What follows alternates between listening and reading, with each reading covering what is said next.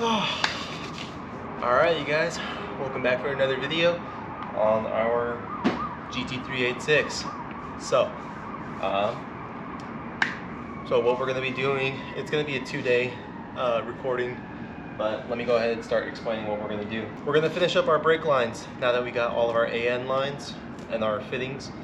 Unfortunately, we did miss one when we were on our travel down, so at least we have this spare in case of anything. But now with our brake lines, we're going to go ahead and start tightening every end as tight as possible, and we're just going to measure everything out, snip, and call it good. We're most likely going to go ahead, line everything up on the for the rears, and then for the fronts we'll do on the next day. And then on top of that, we're gonna do our plumbing for our coolant lines on the top end, top feed. So I went ahead, ordered up some coolant lines. So we have ourselves a 1-inch tube. The way I routed it is from a 1.5 inch from our OEM Mishimoto radiator from our FA20. And I retrofitted it to go from a reducer to a 1-inch. I went with the 1-inch because the EZ30R engines have a 1-inch diameter or outside diameter for their coolant lines. So I feel like this will be a great idea. I also got the coolant lines. They're in the back. I don't want to go and pull those out at the moment, but let me go on a little bit more on some stuff too. For our fuel line and our brake lines, I also picked up some new cable clamps, because the last cable clamps I had, they were plastic and they were temporary. But unfortunately, when I brought the 86 down, the plastic clamps went ahead and they snapped. So it damaged my fuel filter, but it just only did a paint trade. Nothing too serious, no major damages on the fuel filter. So without further ado, let's go ahead, start throwing everything together, and get this thing complete, because we're almost there. All we got left is just the electronics. We just need to finish up the electronics and then get ourselves our header system, and then after that we should be good to go. Other than the lighting, we're going to get the lighting done at a later time once the car is fully running. So let's get to it. The top view, unfortunately, I done messed up and didn't record the top feed on what I did. So we got ourselves here. Let me turn on my flashlight, or turn on my phone light. So we got ourselves here our whole coolant line. It took a fat minute to actually go ahead fit in, because I had to go and shimmy it. I didn't use any lubricant. I should have used or not some lubricant, some grease. I should have used grease to go ahead and help me out on it, but it's whatever now.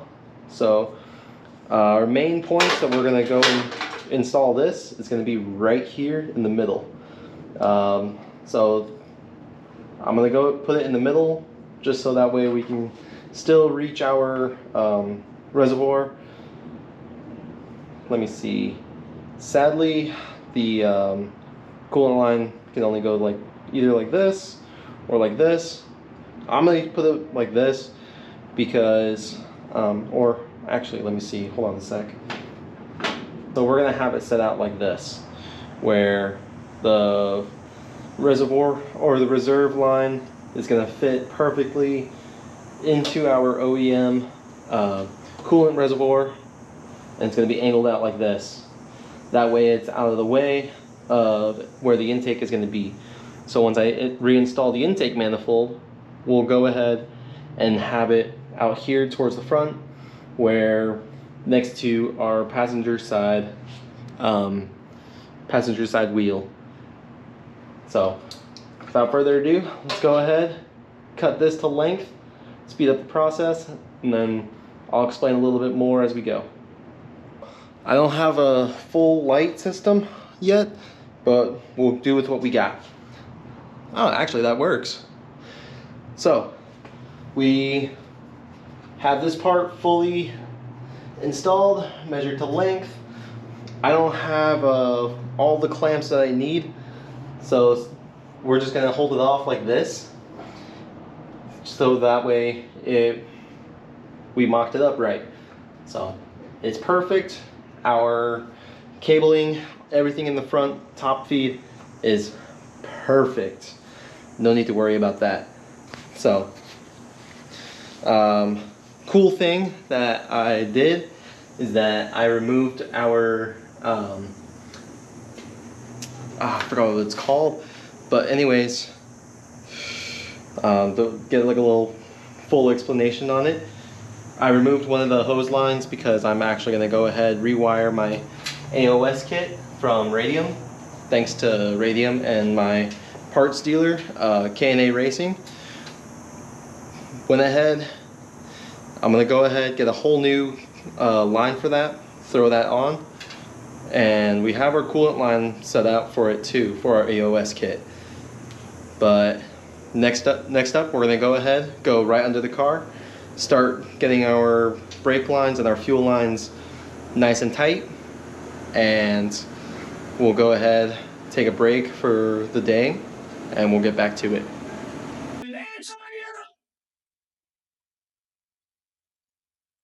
Okay, we got the mock setup done. So I lightly bolted everything together and removed the old brake lines out of the way. So we have everything lined up the way we need it, as well as another one we've also installed on this end. So we just gotta go a little bit further towards the engine bay, and we'll go ahead and install the other one. So we'll do one more, or no, we'll do two more. One just before the engine bay, and another right inside the engine bay. I believe these are 8mm sockets. So I will need to, before I completely bolt everything in, I'm just gonna get it to where it's catching the threads, and then I'll grab the socket wrench and I'll get everything all together. So let's move up.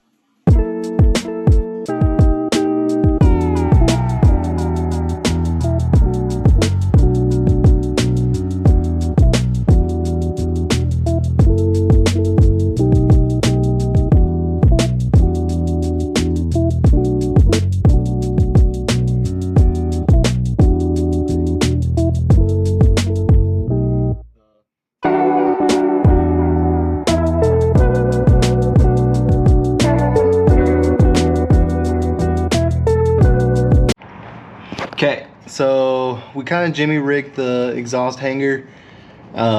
Looks like it's secure now, but of course I'm still waiting for my donut gasket. It should be coming in pretty soon, most likely when we come back the next day. yeah, we got our exhaust hanger finished, and then we just got our donut gasket. What I am really curious about is that little area there. Over there is where the overpipe is supposed to be at, and looks like we might actually have to rig it somehow to fit a smaller sized overpipe. I could be wrong, and it could actually fit. I just have to do my research again to see what I can do with it. I mean, maybe I could fit it on, I don't have the original overpipe that I used to have, but it's not too bad. We can go ahead and do that another day. But so far we did a pretty good job. It's getting dark as already too. I'm hungry. So let's finish this off the next day, and yeah, so see you guys in the next day. Now that it's day 2, we're gonna go ahead and start working on the brakes. So I have my little Dremel here. I had to fit angle with some of the stuff the other day, last night, with the connectors going to the engine bay, but, or not the engine bay, the mounts. So it's on there, but it's just that it looks janky in a way. So I need to figure out how to fix that in a way, but we'll get to that when we get to that. But for now, we're gonna go ahead and start cutting off some ends and connecting them. I ordered a few of some end pieces again, because some of the end pieces I had previously, like I said earlier in the video, there was a piece, oh, right here. There was a piece that like basically went missing. So, and I needed the little extra pieces too to connect the rear brakes. So we're just gonna finalize the rear brake lines, and then I'll go ahead off camera. I'll finish off the front brakes when I have the chance, which most likely will be by the end of today. Yeah, because I got about, this is I think 50 feet, maybe 10 feet. I don't remember how much steel lines I bought. But without further ado, let's go ahead, play some music, and start connecting these. Can't wait to finish this brake lines.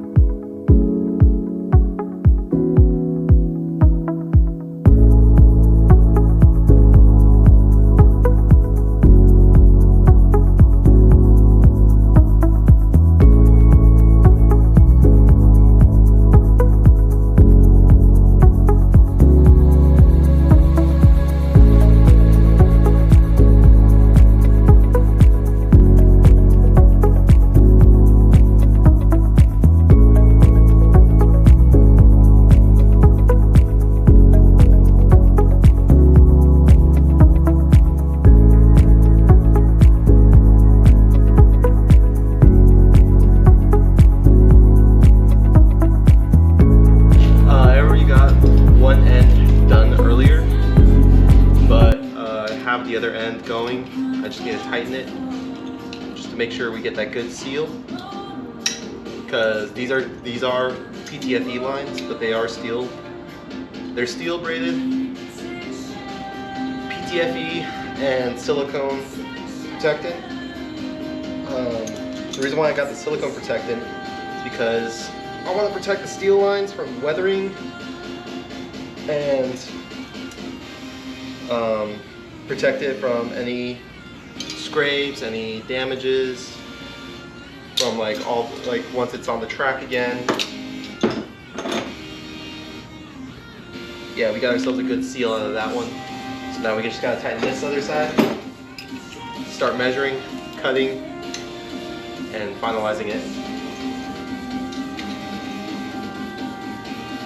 So I'm suggesting, theoretically, the driver's side is going to be about this long, and the passenger side is going to probably be maybe this long.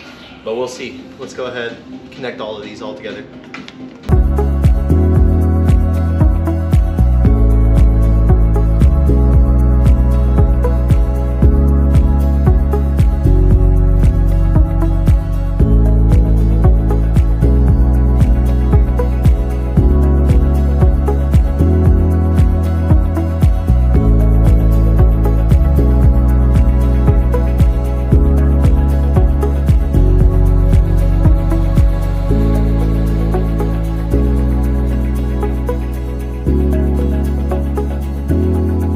So I was kind of right on this end for the driver's side. I am surprised that I guessed it right rather than thinking short-wise, but we're giving it a little bit of some slack, so that way when we throw everything together and I need to pull down the fuel tank once I fully line everything up, we can have the slack to maneuver around it, because I still want it to be OEM placed and not in the way of like any other components or any wiring stuff, because I don't want too many problems. I just want it to be simple and accessible for me. And if other drivers or other workers want to work on my car, it'd be easy for them to go and do. But let's go ahead, cut this out, mark it, well, cut it, and connect it all, and then we'll get onto the other side and do the same.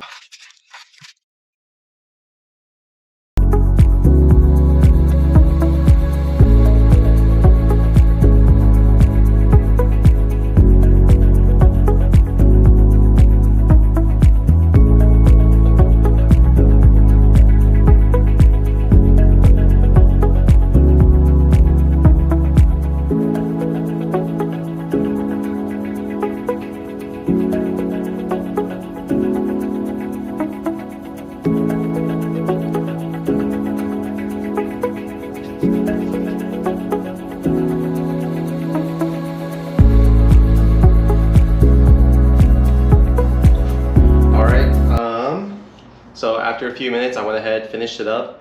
We're starting now with the front brake lines. It looks like I might need to buy some more AN fittings because I need more than I should have bought more than I expected, but it's no matter. The camera's about to die too, so like you guys already saw what I did down there, so I don't have to show you. So I'm not gonna go ahead and repeat the whole process with the front brakes. So yeah, I'm gonna get the front brake lines lined out, measured, cut to length. Yeah, I love my Dremel. I love having my Dremel now, because my Dremel, I'm able to go ahead, cut precisely, go ahead, do everything with my brake lines, or even with my car, with all of its other components. But for now, I'm gonna go ahead, cut most of this up, and yeah, get these brake lines done. But afterwards, I'm gonna go ahead, hit chest and arms. Can't wait. Man, I'm so freaking tired still. I woke up from a nap, and it was a pretty good nap. But anyways, let's go ahead, get the front brake lines lined out, cut, and measured out. So, we got the front brake lines set out, but the problem is that with our fronts, for our ends to meet with our front brake lines, they're starting to fray up. And of course, if you guys know how AN fittings are, they are a huge pain to deal with, especially with like the frame. Like, I don't know if you guys see it. Yeah, like that should show. Yeah, the fraying is what sucks, and I need to figure out how I'm gonna fix that up, because it's definitely a problem, but it's not like a significant problem. I gotta figure out how I'm gonna go ahead and get those fittings in without damaging the frays or having it fray too much, because once it frays too much, it's already too late and you can't cut, and you have to start all over with the whole fitting.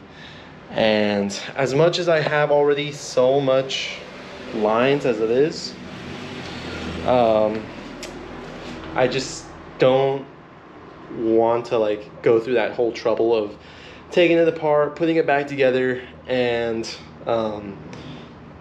cutting all that stuff. I had some AN, had some when I was cutting, some particles got in my eyes, so I'm kind of blinking it off. But anyways, we got the brakes all done. We got the brakes done. We got the, let me go back and head up to the front. We just went around the whole circle. And then we finished up our coolant reservoir, well, our upper coolant lines. Now what we're gonna do is that we're gonna get a shop vac, vacuum up each ports, and then after each port we'll then go ahead, seal them up with duct tape, or not duct tape, seal them up with masking tape, because we don't need to worry about that. Next as well, we're gonna go ahead, start doing our lower coolant line.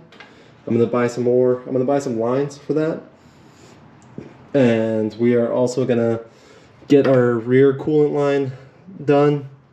So this thing is really, really close to being done. Yeah, I think it's positioned like that. Had to cut a couple lines off of that.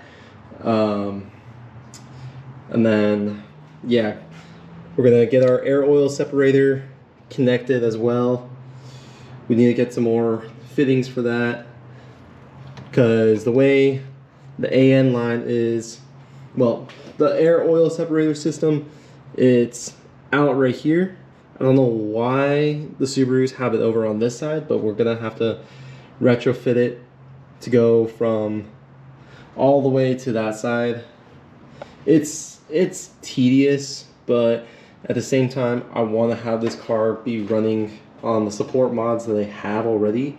Like, for example, my radiator is a Mishimoto radiator. What else? My Mishimoto radiator, it's on it's going to be on an electronic fuel pressure regulator as well. Well, it's going to be a manual fuel pressure regulator, but it has an electronic fuel pressure gauge that we're going to go ahead wire in. And then AOS, we're going to have, I'm trying to think of what else. Yeah, everything else I've done myself. I've had a couple of some help back then, but now that I'm doing everything myself, it's definitely a huge learning curve, because of course it's just only me. I'm learning everything myself. But without further ado, let's go ahead, close it off for now, get ourselves ready for the gym. I'm gonna probably rinse off for now, just rinse off in the shower, get all the dust particles off, and then throw some clothes on, go to the gym here at my place, and then get that shit done. But without further ado, until next time.